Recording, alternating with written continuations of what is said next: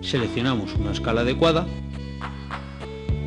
y con las puntas de prueba tocamos entre una de las dos conexiones del circuito primario y la salida de alta tensión de la bobina. El valor obtenido, al igual que en el circuito primario, tenemos que compararlo con los datos del fabricante, aunque estos valores suelen estar entre los 6,5 kiloohmios y los 8 kiloohmios. Otra de las comprobaciones que debemos de realizar es la del aislamiento, tanto del arrollamiento primario como del secundario. Para ello, seleccionaremos el ómetro en la escala más alta y con las puntas de prueba conectaremos, en primer lugar, entre el arrollamiento primario y el cuerpo metálico de la bobina, y en segundo lugar, entre el borne de alta tensión y el cuerpo metálico.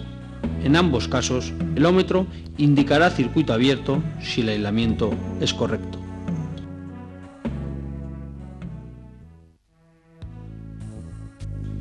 Verificación de la tensión de alimentación a la bobina. Para comprobar la tensión de alimentación a la bobina, accionaremos el interruptor de encendido hasta la posición de contacto. Seleccionamos el voltímetro en la escala adecuada y la punta de prueba roja en el borne positivo de la bobina. Y con la punta de pruebas negra conectamos en una buena masa. El valor indicado en el voltímetro debe coincidir con la tensión de batería. En caso de no existir tensión, verificaremos la continuidad del cableado de alimentación, que viene del interruptor de encendido, incluido su conector. Problemas de arranque y bajo rendimiento de la bobina con el motor en marcha pueden ser ocasionados por una insuficiente tensión en su positivo de alimentación. La forma de efectuar esta verificación es conectando la punta de pruebas roja al positivo de batería y la punta negra al positivo de bobina. En la pantalla leeremos la caída de tensión, que no debe de ser superior a 0,5 voltios. En caso de ser superior, comprobar tanto la instalación como el interruptor de contacto.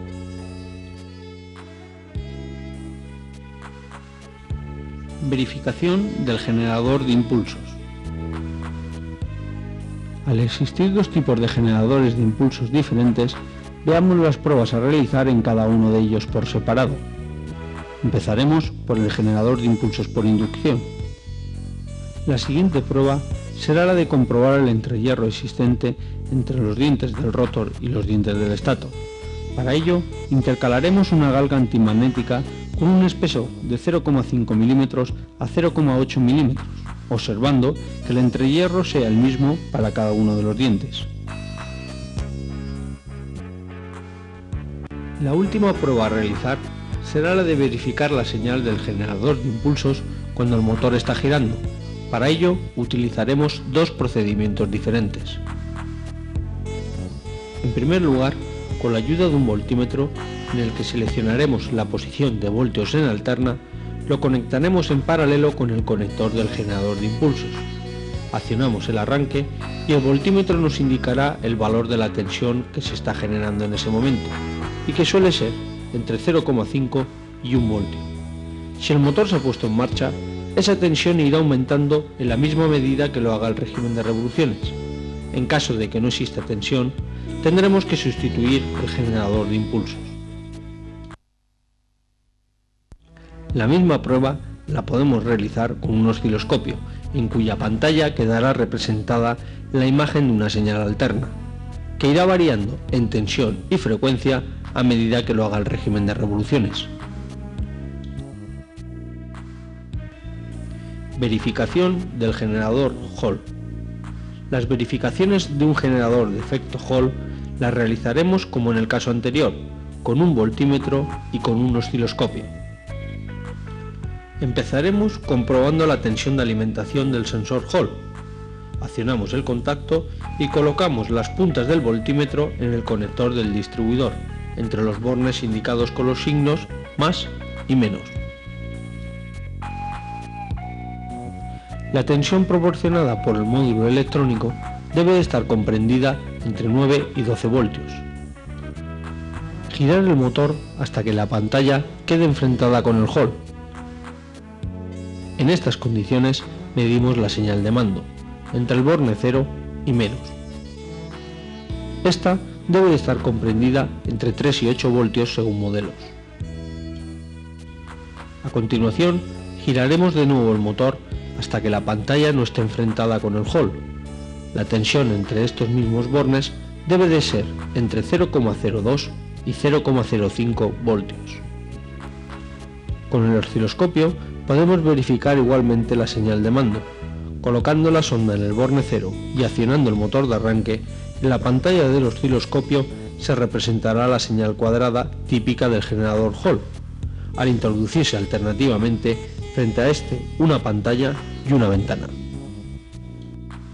Verificación del módulo electrónico. En el módulo electrónico, por ser un elemento compacto, no se pueden realizar comprobaciones internas. Sin embargo, sí que podemos verificar su funcionamiento y si este es correcto. En primer lugar, comprobaremos la tensión de alimentación. Para ello, colocaremos un voltímetro entre las conexiones de alimentación al módulo.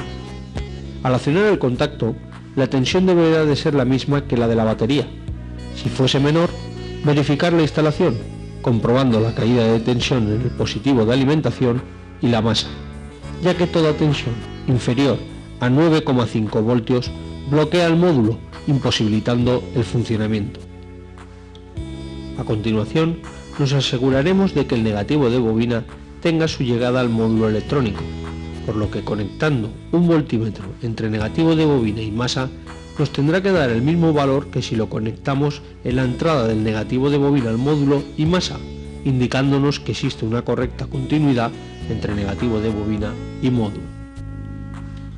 En esta prueba hemos de tener en cuenta que solo se podrá realizar con el contacto puesto y nunca con el motor en marcha, pues corremos el riesgo de romper el voltímetro.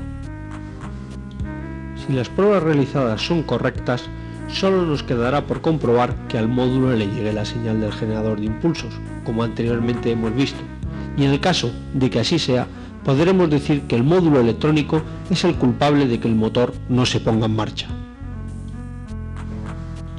Otro modo de asegurarnos que el responsable es el módulo electrónico es conectando el positivo de un diodo LED al positivo de la bobina y el negativo al negativo de bobina. Al girar el motor a velocidad de arranque, el diodo debe de parpadear. Si no lo hace, nos confirma el incorrecto funcionamiento del módulo. Cuando procedamos al montaje del nuevo módulo, es necesario cubrir su base con una pasta térmica, de forma que se favorezca la refrigeración del mismo, ya que de lo contrario el módulo tendrá un exceso de temperatura que podrá incluso llegar a imposibilitar su funcionamiento. Comprobación de los cables de alta tensión. En primer lugar, revisaremos visualmente el estado en que se encuentran exteriormente los cables, no debiendo presentar grietas ni signos de rozamientos, así como su firme fijación con respecto a la tapa del distribuidor y bujías. A continuación, los desconectaremos uno por uno, tanto de la bujía como de la tapa del distribuidor, y con la ayuda de un ohmómetro comprobaremos su resistencia. El valor obtenido lo compararemos con el ofrecido por el fabricante, y en caso de que alguno no cumpla con las especificaciones, procederemos a su sustitución. Las verificaciones que hasta ahora hemos realizado nos permitirán diagnosticar si el sistema de encendido funciona o no, así como a comprobar el elemento que impide el funcionamiento. Pero también es necesario verificar el perfecto estado y ajuste del sistema de encendido para que produzca el pleno rendimiento del motor. Para ello, realizaremos las siguientes comprobaciones: ángulo de cierre relativo, tensión y tiempo de chispa entre los electrodos de bujías, avance inicial, centrífugo y de vacío. Conocemos como ángulo de cierre al ángulo que describe el distribuidor mientras pasa corriente por el arrollamiento primario de la bobina. Otra forma de medirlo es en porcentaje y se denomina porcentaje Duel. Los encendidos electrónicos de primera generación se caracterizan por tener un ángulo de cierre constante a cualquier régimen de revoluciones del motor. Este ángulo está comprendido aproximadamente entre 52 y 58 grados, y si lo medimos en Duel, entre 57 y un 64%. En los encendidos electrónicos de segunda generación es variable. Al ralentí suele estar comprendido entre un 17 y un 25% y va aumentando a medida que lo hace el número de revoluciones, hasta llegar entre un 58 y un 64 duel a máximo número de revoluciones. Este efecto permite montar bobinas más potentes que produzcan la misma calidad de chispa en bajas que en altas revoluciones. Para medirlo, emplearemos una lámpara estroboscópica que disponga de medidor de porcentaje duel. Conectando al borne negativo de bobina y arrancando el motor, observaríamos las variaciones.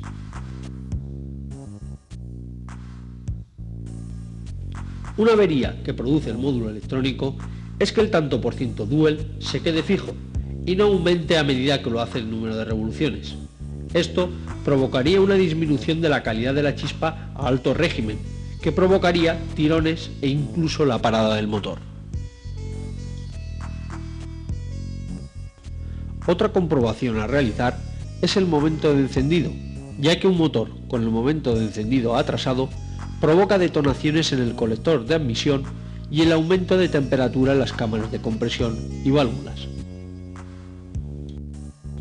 Si el momento de encendido está demasiado adelantado, se provoca un choque entre el pistón que asciende y la onda expansiva de la explosión, produciendo un golpeteo que lo conocemos como picado de biela, audible a bajas revoluciones pero no a altas. Este efecto daña notablemente al motor, por lo tanto reduce su rendimiento.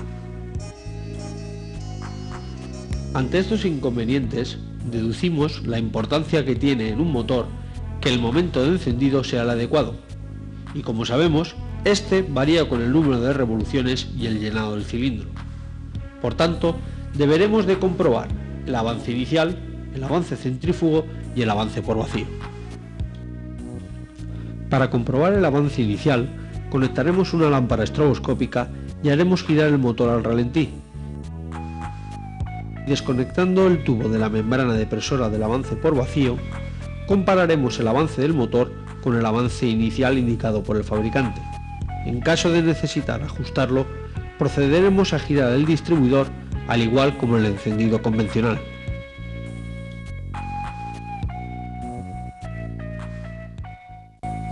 Para comprobar el avance centrífugo, continuaremos manteniendo desconectado el tubo de vacío de la membrana y haciendo girar el motor a varios regímenes de revoluciones, compararemos el avance con el indicado por el fabricante.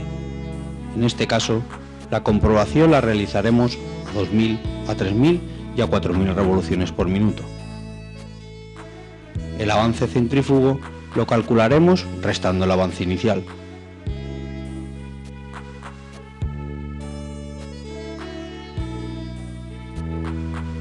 Comparando estos datos con los indicados por el fabricante, verificaremos si el avance es correcto, mayor o menor.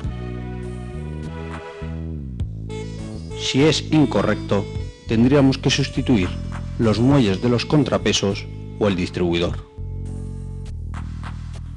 Para comprobar el avance por depresión, haremos girar el motor aproximadamente a 2000 revoluciones por minuto y mediremos el avance.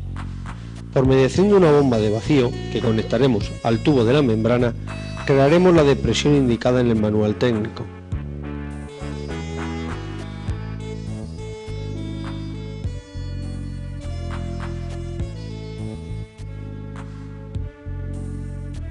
El avance obtenido corresponden a los grados de avance iniciales y centrífugo más los creados por el de vacío. Para calcular este último, únicamente tendremos que restar el valor total obtenido menos el valor obtenido antes de la depresión. Como última verificación, observaremos la calidad de la chispa que inflama la mezcla. Para ello, conectaremos el osciloscopio, sincronizándolo para obtener una imagen de secundario con las 4 líneas de las bujías. Girando el motor al ralentí, la tensión obtenida debe de ser la misma para las 4 bujías. Si el voltaje obtenido fuese superior en una o en todas las bujías al valor indicado, sería indicio de una excesiva resistencia en el circuito de alta tensión. Cables con excesiva resistencia o cortados, tapa y rotor con los contactos quemados o cortados, bujías desgastadas con excesiva separación de electrodos o grado térmico inadecuado.